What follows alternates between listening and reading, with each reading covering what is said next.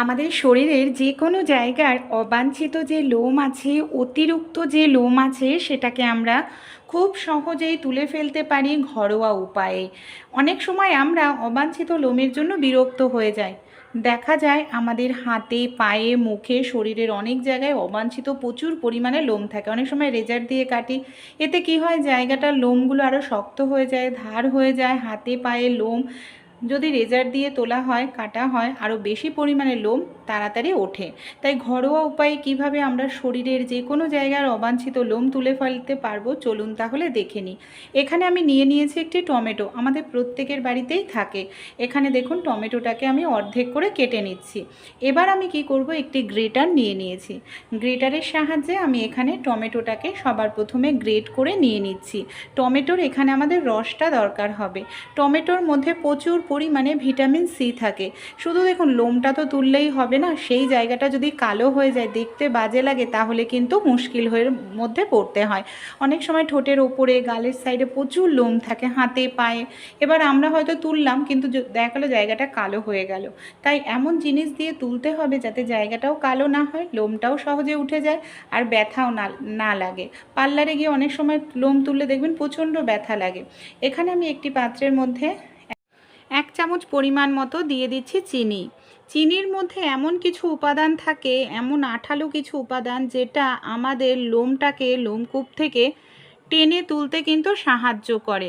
সেই সঙ্গে এখানে দেখুন 1 চামচ আমি দিয়ে দিলাম চা পাতা। কী করব, এই যে আমি চিনি আর চা পাতা নিয়েছি, এর মধ্যে আমি সামান্য পরিমাণ জল দিয়ে দিচ্ছি। বেশি পরিমাণ জল কিন্তু দেওয়া যাবে না। জল দিয়ে খুব ভালো করে এখানে দেখুন আমি এটাকে মিশিয়ে নিচ্ছি।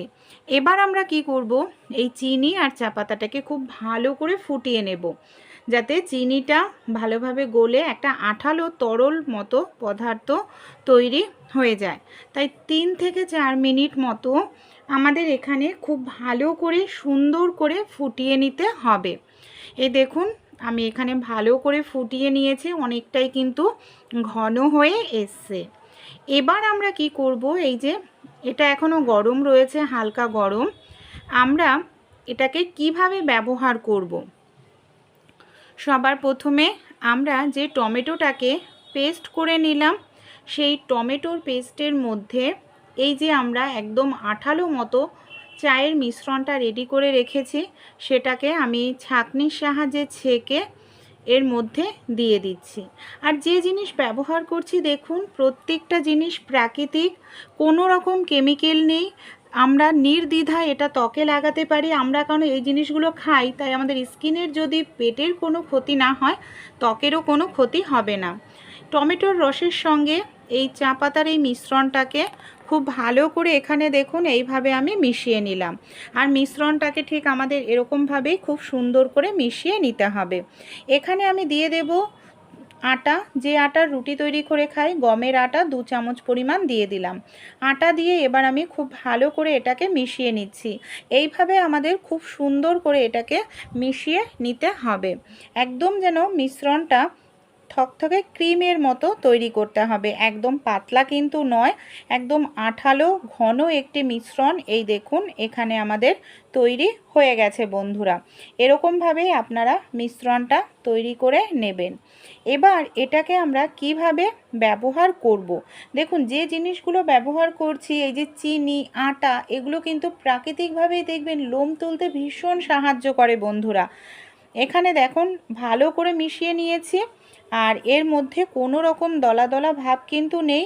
আপনারা নির্দ্বিধায় শরীরের যে কোনো জায়গায় এটাকে ব্যবহার করতে পারেন, কোনো রকম কোনো ক্ষতি হবে না, জায়গাটা কালো হবে না, এমনকি খুব তাড়াতাড়ি লোমটা আপনাদের উঠে আসবে। এবার চলুন, মিশ্রণটা আমার রেডি হয়ে গেছে, আমি আপনাদের অ্যাপ্লাই করেও দেখাবো। এই দেখুন একদম আঠালো ক্রিমের মতো, কারণ পাতলা হলে কিন্তু এটা শুকাতে অনেক সময় লাগবে, আর লোমটাও সহজে উঠে আসবে না। তাই এরকম ঘন একদম থকথকে ক্রিমের মতোই মিশ্রণটা তৈরি করতে হবে। এখানে আমি আপনাদের আমার মুখেও অ্যাপ্লাই করে দেখাবো। আর দেখুন কম বেশি আমাদের হাতে পায়ে এরকম লোম কিন্তু থাকেই। অনেক সময় আমরা মানে হয়তো এমন ড্রেস পরি হাতে পায়ে এরকম লোম থাকলে দেখতে ভীষণ বাজে লাগে কিন্তু। তাই এই লোমগুলোকে খুব সহজেই আমরা তুলতে পারি। আমাদের কোনো রকম পার্লারে গিয়ে মানে সুতোর সাহায্যে থ্রেডিং করতে হবে না, ব্যথাও লাগবে না, আর রেজারও ইউজ করতে লাগবে না। এই যে মিশ্রণটা তৈরি করেছি, এখানে আমি হাতের সাহায্যে মিশ্রণটাকে খুব ভালো করে এইভাবে দেখুন গোল করে লাগিয়ে নিচ্ছি।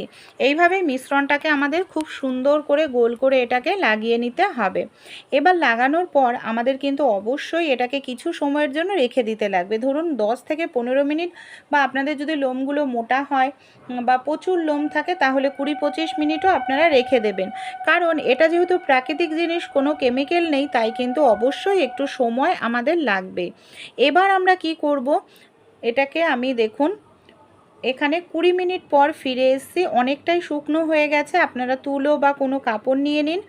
আমাদের কি করতে হবে, লোমের মুখ যেদিকে তার উল্টো দিক থেকে এইভাবে আমাদের টেনে এটাকে পরিষ্কার করতে হবে। এই দেখুন এইভাবে টেনে পরিষ্কার করলেই দেখবেন ছোট ছোট যে লোমগুলো থাকে না, সেই লোমগুলো খুব সহজেই দেখুন ছোট্ট ছোট্ট লোমগুলো কত সহজেই এখানে উঠে এসছে বন্ধুরা। এইভাবে আপনারাও আপনাদের হাতে, পায়ের, মুখের, এমনকি বগলের যে কোনো জায়গার লোম কিন্তু তুলে ফেলতে পারেন।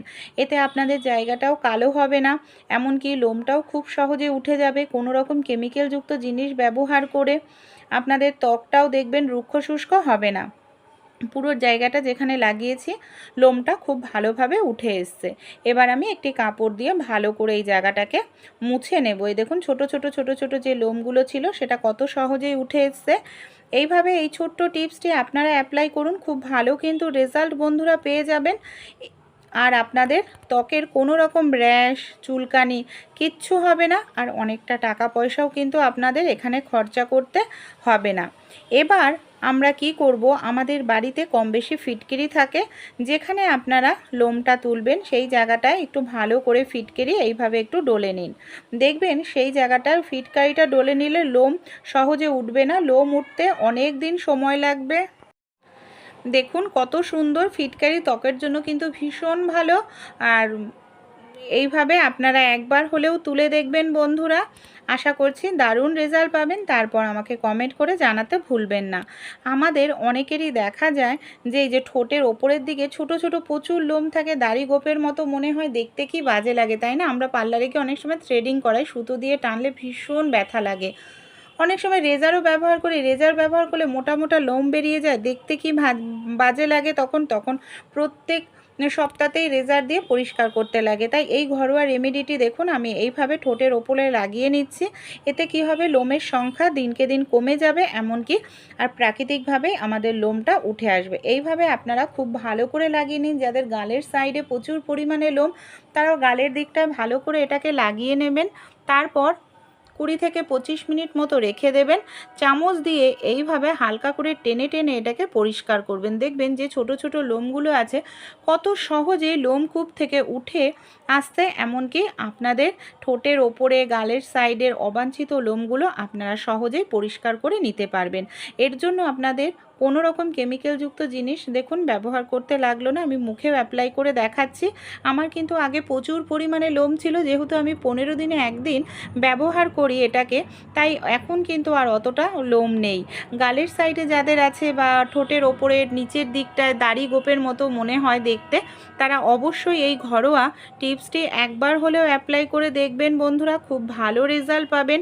তারপর আমাকে কমেন্ট করে জানাতে ভুলবেন না যে আপনারা কেমন রেজাল্ট পেলেন। আর যদি ভালো লেগে থাকে অবশ্যই এই ছোট্ট টিপসটি আপনাদের বন্ধুবান্ধবদের সঙ্গেও শেয়ার করতে ভুলবেন না। আশা করছি তারাও কিন্তু উপকার পাবে। আর ভালো লাগলে আমাকে সাপোর্ট করবে।